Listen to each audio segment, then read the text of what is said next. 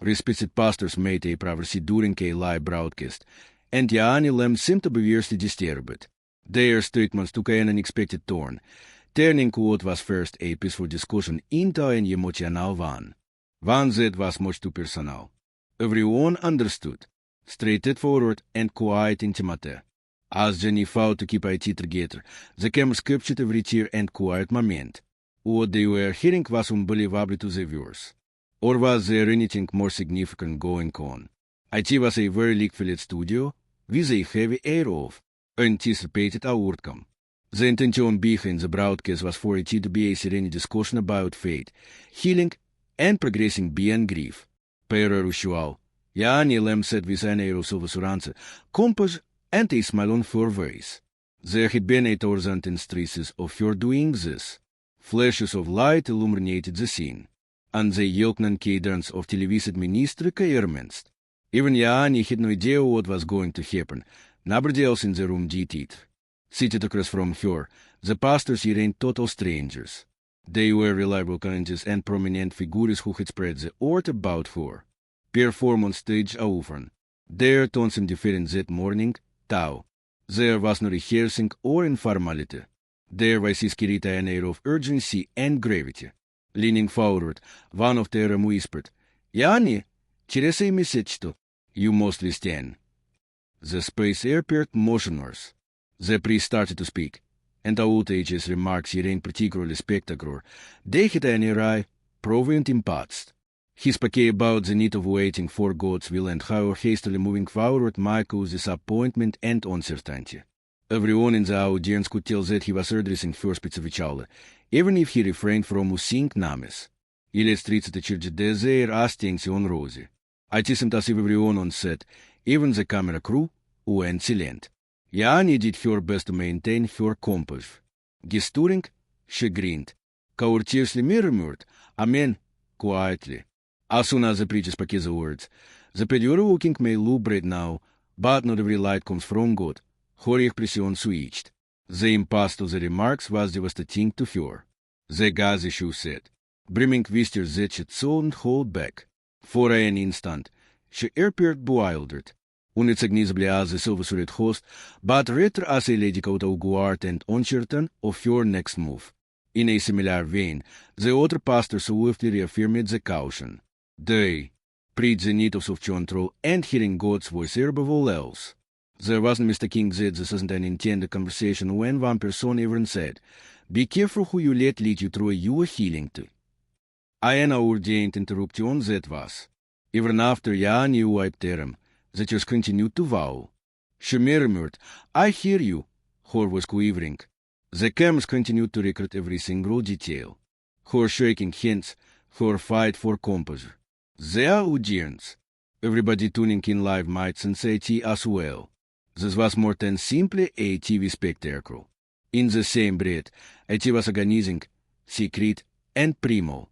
There was a profound hush in the studio when the program went to commercial. The minister prayed in silence next to Joanie while she remained still and stared at the flyer. Silence fell upon everyone. It was as if what had just transpired was too intimate and real. On that fateful day, the prophecy shook more than just Joanie. Its impact was felt by all who heard it. It seemed as if a sign from on high was sent to those who were watching. At the time and markers. Upon hearing the news of Lamb's death in November 2021, the Christian world seemed to pause and collect itself. There was more about Marcus than meets the eye. As a public face of Daystar, the visionary who took a seed internet connection and grew it into a massive Christian organization, entire planet. He advocated perseverance through adversity and was an inspiration to millions. Addressing Joanie personally. In addition to being the center of her universe, he was her best friend, partner, and life partner. The light in her heart isn't the only thing that it has created. It was a lasting impression on the millions of people who had grown to consider them as icons of unwavering faith, on their family, and on the ministry. Joanie seemed collected, but delicate in the months that followed. While thanking verse for their prayers, she broke down on her and spoke about maintaining faith in the ways of laws. Her courage was well admitted. According to Teram, she is mourning with dignity. At first glance, she appeared to be doing precisely what everyone anticipated, slowly making her way through her grief while being committed by her children and her fate. She spoke about the impact of Martha's legacy, the value of never giving up, and believing in God regardless of the chaos around us. People endear peculiar transformations as a result of bereavement. Anxiety is a common side effect. At times, it can drive you to seek out anything that gives you a sense of vitality again. Whisper started to circulate by early 2022. Spread, starting out swiftly, gradually increasing in volume. As time went on, viewers noticed that Joanie was hanging out with a new, yet familiar, acquaintance. Doc-wise, SR Daystar was not unfamiliar with Doc. Being a Christian psychologist who had made previous appearances on the show, she counseled couples and discussed topics related to mental and emotional wellness. Even in HE's earlier days, he had counseled the Lamb family, getting them through challenging times. However, at this point, it appeared as though the connection was more than an expert. IT was once referred to as friendship. Here merely conversing. Reports indicate that he is assisting her in her recovery. However, images began to circulate by July. Traveling, acting in one of Ker's films, and smiling at events together as Joanie and Doc. The films of authors. Everything was formalized by July. Their relationship was dating. And they tied the knot in June of 2023, barely a year after they started dating. A thunderclap sounded as the news broke, even for a powerful lady like her. The public was shocked by the timing, and she was famous as Joanie. She seems to have hardly given herself time to grieve before continuing on. For people who had been following her for so long, the idea seemed almost unbelievable. Many had tuned in to see Marcus and Joanna's wedding unfold on television. Our prayers, our joy, and our common goal. For them, they presented a holy alliance. Just 18 months after Marcus passed away, Joanie was being married again. There was an instant and split response. She was quickly defended by some. After all, no one can instruct her not in the art of grieving, they said. They viewed her recent marriage as a redemptive tale and told her she deserves to be happy too. A monthly discovery of happiness after devastating loss. By trusting. Authors, however, perceived a radically different reality. The tone was more severe in online forums, Bible study groups, and church communities. IT was remarked that IT feels wrong too quickly. There was a general consensus that Joanie had not given moment to be attributed to Marcus, to grieve completely. They were concerned that the marriage appeared hasty, more like a means of averting painful emotions than a genuine means of healing. As a prominent religious figure, her words and deeds hit great through a tens of each person. Visage, with millions of eyes on her, her decision hit more weight. 10. Queries that probed further into matters unrelated to the marriage itself aras. Had just to begin dating sometime in Neon was ruer. Had the path from grief to something else changed the anxieties, shame, or dread of being alone. Some even started to question if those counseling duties had crossed any lines. More quickly than anyone could keep up with, rumors began to circulate. Nothing was any easier within the Lamb family. The suddenness of the events caught the children off guard since they were still grieving the loss of their father. For the sake of his family and the minister, Jonathan Lamb, the son of Marcus and Joni, tried to remain strong.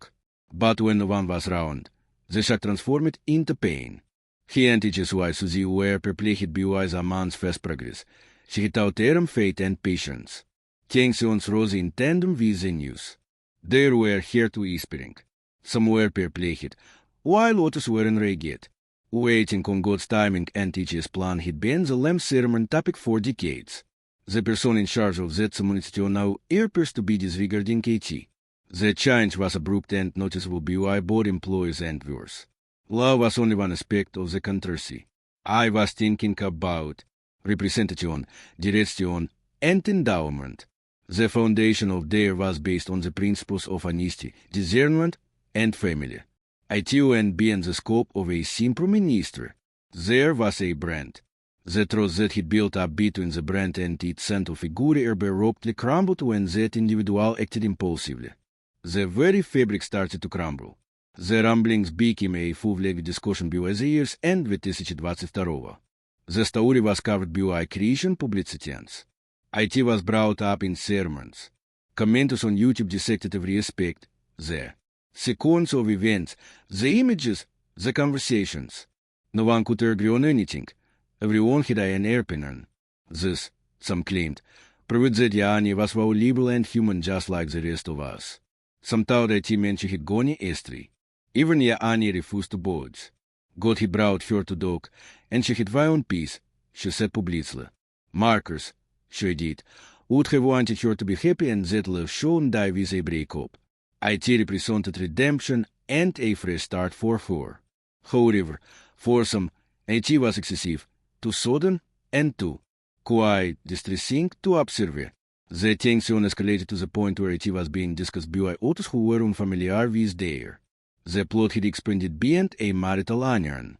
Now it had become a challenge to fate, a discussion regarding the lives of Christian leaders, and an illustration of how delicate trust is. In a surveillance-driven society, fear and delay flooded Joanie's life in the months following her wedding. Rejoicing in her newfound love, but terrified of the consequences for her family and reputation. The very camps that had made her career passable were now destroying her. They were recording her most divisive chapter up to that point. The incessant icon of resilience was suddenly the epicenter of a tempest.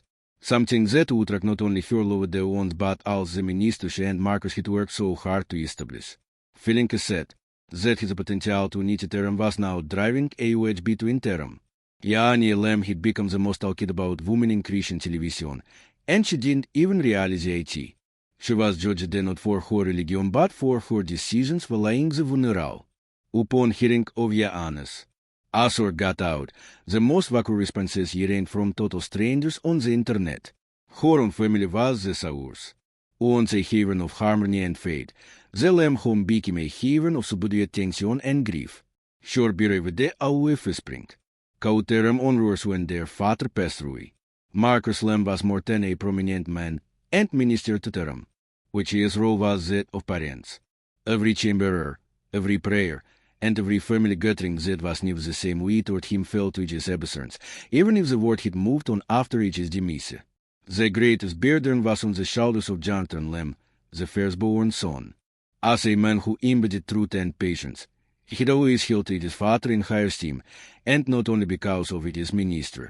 Jonathan has taken it upon himself to assist his mother in running there since Martha's death, attempting to maintain stability while still grieving his personal loss. Struggling to maintain composure while grieving, he was completely drained. Until the news broke, it was more than just a casual relationship, which his mom was actually getting hitched.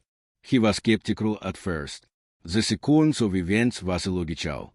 His mom had hardly had a chance to catch her breath, recover, or grieve. Something broke within him when he came to the realization that it was true. Angry at her joyous entity, a profound feeling of abandonment coexisted with disorientation and anguish.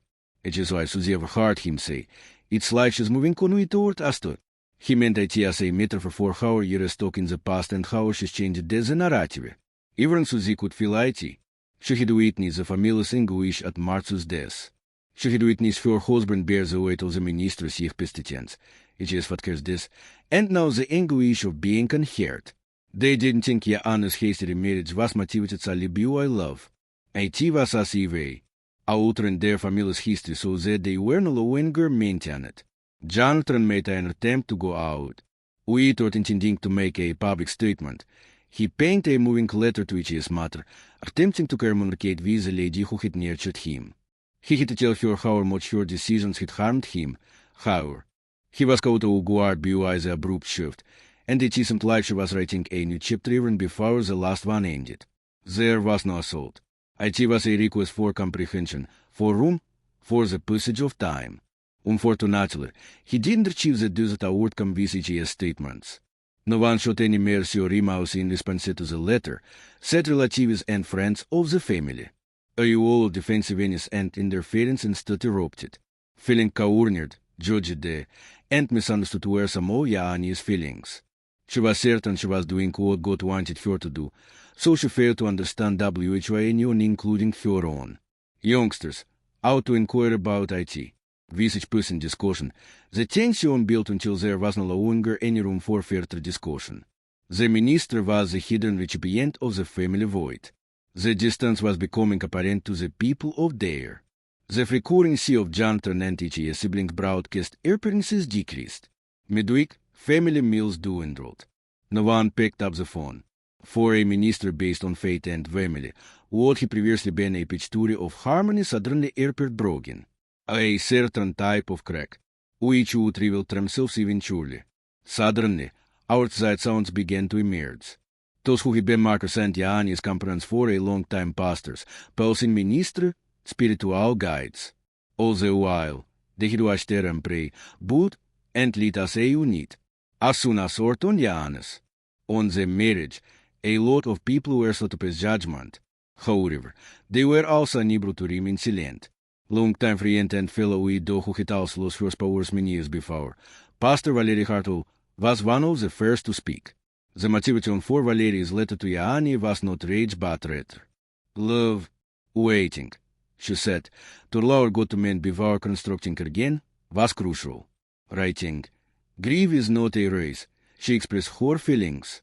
She spoke so softly but firmly, saying, if you run ahead of it will find you again too. Joanie should take a deep breath and not make this decision out of loneliness or suffering posing as religion, she suggested.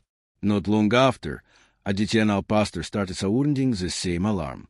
Some wrote in secret, while others made public appearances on radio shows, podcasts, and pulpits. Bereavement, they said, can obscure judgment. That more serious shares can result from jumping into a new marriage too hastily. Some went so far as to call it a spiritual trap, a kind of deceit that offers false lucky but ultimately causes more problems. Their ruined beings individual, it touched the realm of the divine. A lot of people looked up to Marcus and all he had accomplished.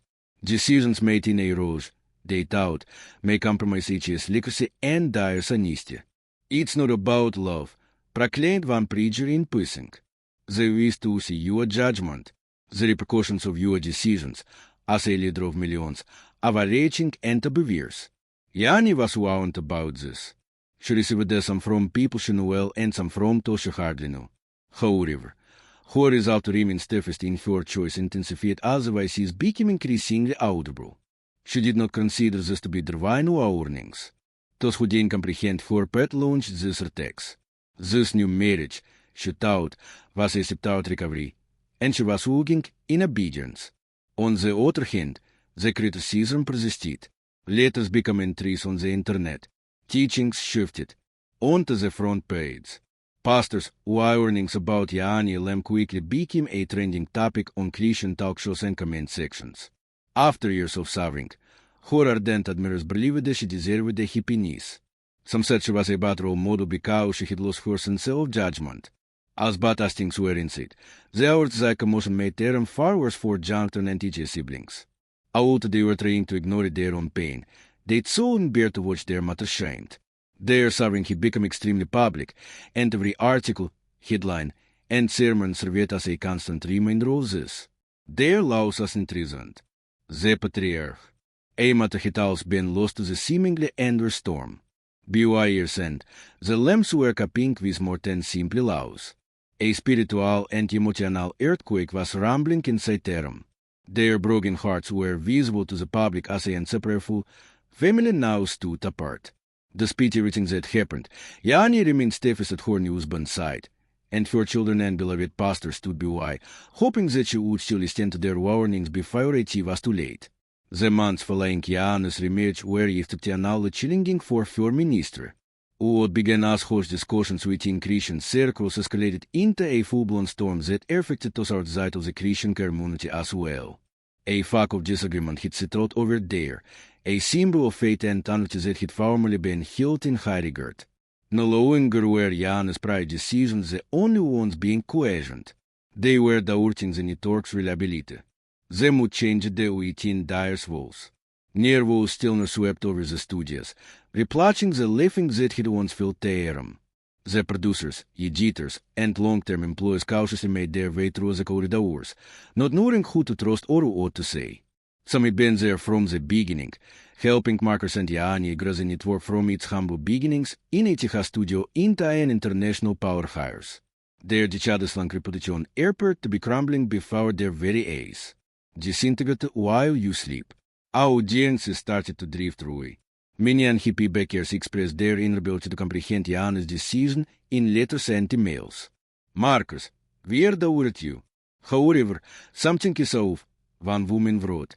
Some stated they were praying for her, but later confessed they had done it because it felt too public, too hasty, and thoughtless.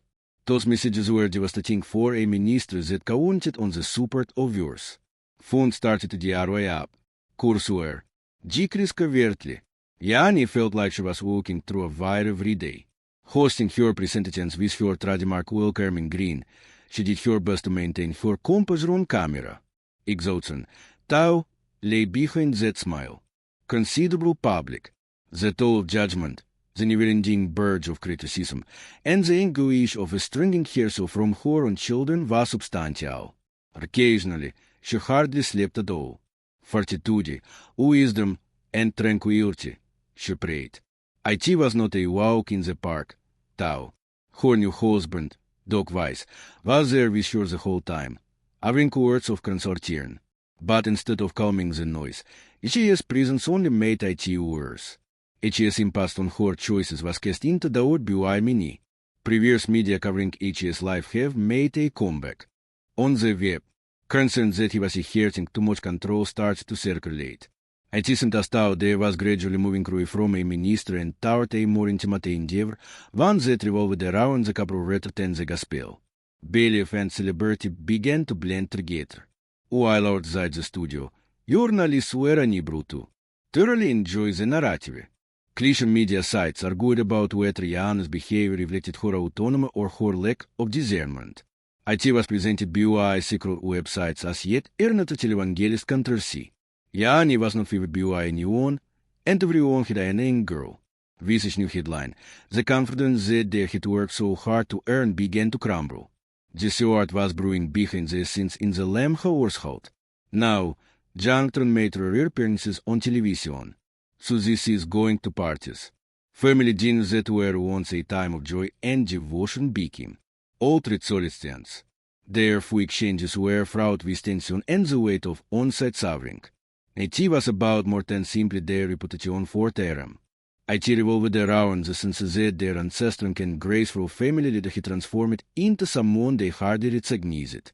The leadership of Dare, meanwhile, attempted to steady the ship. As to further fouling worship and damage their donor relations, meetings became increasingly acrimonious. Joanie flatly rejected the board member, suggesting that she take a break until things calm down. This is my calling, she declared with conviction. Her conviction was strong, but to many, it came across as stubborn, yet not indication that she was understanding. I won't let people's opinions decide what God has asked me to do. In early 2024, the data revealed an unpleasant reality. Donations fell by nearly half, ratings were declining, and long-termers were deserting ship. Some ministries that he previously collaborated closely with there started to distance themselves, opting not to make public appearances or of public endorsements. According to a network that is constructed to think. Relationships and confidence, IT was catastrophic. A wave of internal resignations came as the last blow. The strain became too much for several employees. Some other broke their silence to say they were losing faith in the minister's leadership. IT doesn't feel like they're anymore. A long-term work reported. IT has the air of a company attempting to weather a scandal. Despite everything, Joanie attempted to press on. Faith, forgiveness, and the strength to go on were themes that she persisted in discussing. However, she attempted to sound more mighty, as if issues become more apparent to all. Amid the meme, her words of healing fell flat. It was as the prophecy and warning that he taken her to chairs on public television months before were resonating with an even greater vengeance today. Joanie and her children's strained relationship persisted at home.